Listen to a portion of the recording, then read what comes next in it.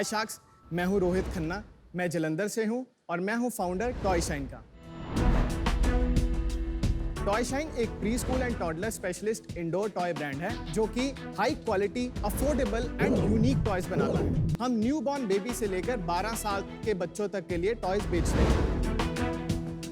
Sharks toy industry में successful होने के लिए सबसे ज्यादा जरूरी है वैरायटी, और आज हमारे पास 2000 से ज्यादा यूनिक टॉयज हैं। लगभग 1 मिलियन प्रोडक्ट रिव्यूज के साथ टॉय शाइन अमेज़न का एक लीडिंग टॉय ब्रांड है। शार्क्स हमारा विजन है हर बच्चे का पहले से लेकर आखिरी टॉय टॉय शाइन से।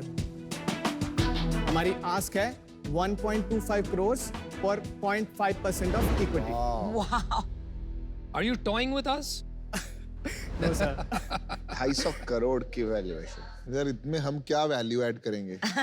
भाई एक चीज बता, तेरी सेल्स कितनी है? सर लास्ट ईयर हमने 45 करोड़ किया।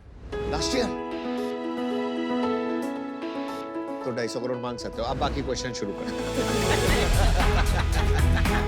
That was a good one.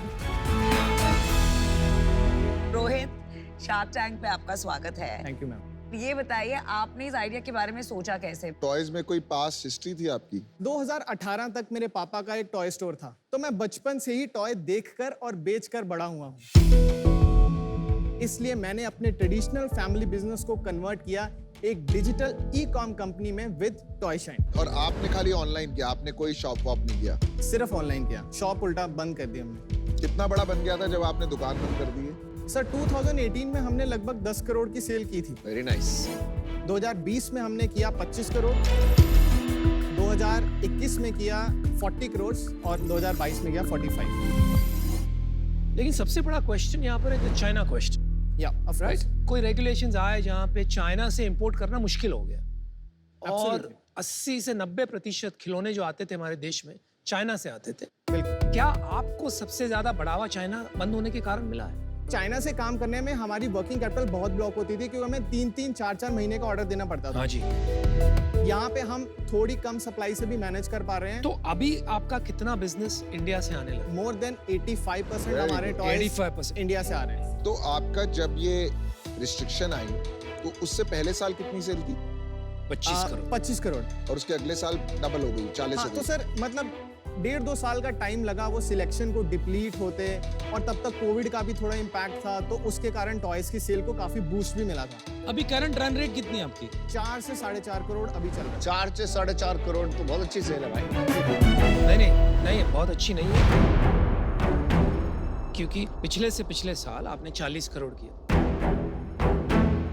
पिछले साल आपने 45 करोड़ किया, इस साल आप करेंगे 45 to 48 करोड़, तो आप फ्लैट हो।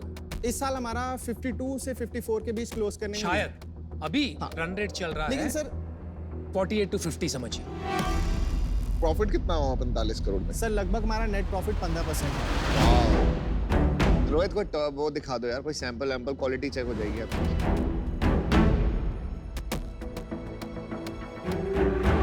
ये हमारा one of the best sellers है। आ जाओ, अबे दो बॉल हैं। जो पहले जाए।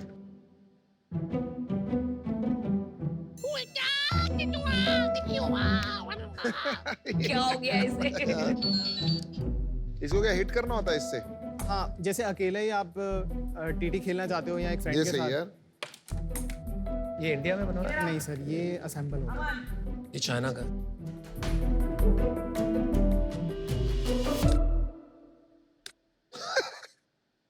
रोहित भैया, क्या करवा दिया आपने हमारे लोगों के साथ? शार्क से बेबी शार्क बना दिया आपने।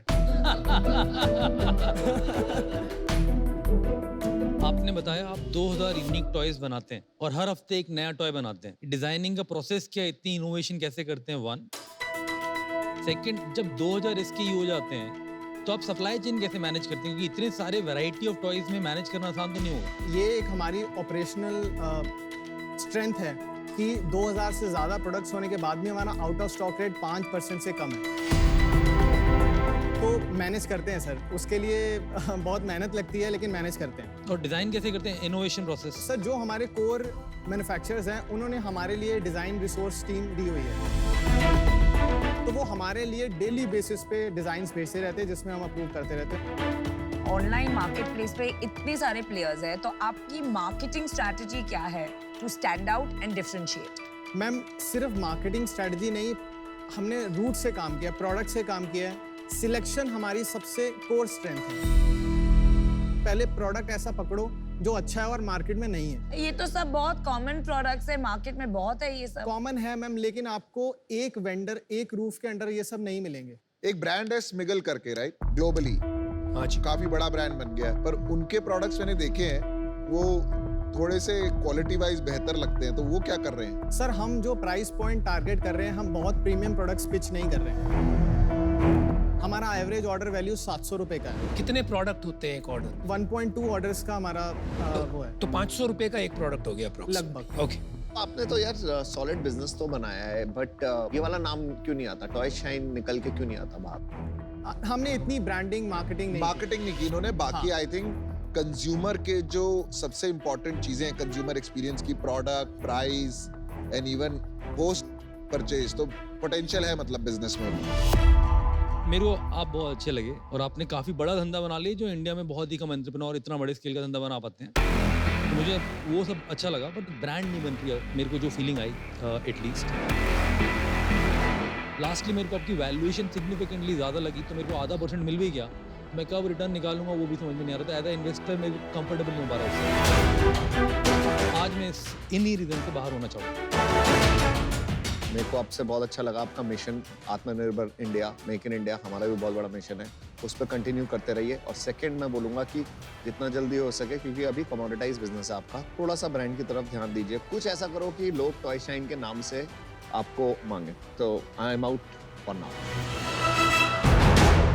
फर्स्टली कॉन्ग्रेचुलेशंस, 45 crores की सेल्स करना is not a joke, but personally मुझे इनमें डिजाइन में कोई ऐसी यूनिकनेस लगी नहीं। So it's a very cluttered market, तो सेल्स ग्रोथ लाना थोड़ा मुश्किल होगा। तो आई एग्री विद अमन कि थोड़ा मार्केटिंग पे आपने खर्चा नहीं किया। May be that is something you should look at. Wish you the best, but I am out.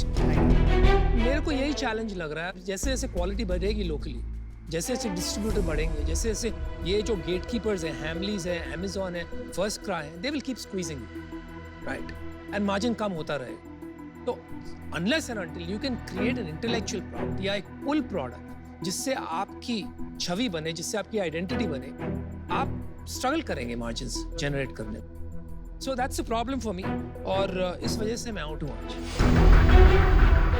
आप बहुत सही कर रहे हैं कि आप इनपुट्स पे फोकस कर रहे हैं। इंडिया में मैंने खूब देखा है 40, 45, 50, 100 करोड़ पे आके ना ब्रांड्स अटक जाते हैं, और ये आपकी सिचुएशन नहीं है।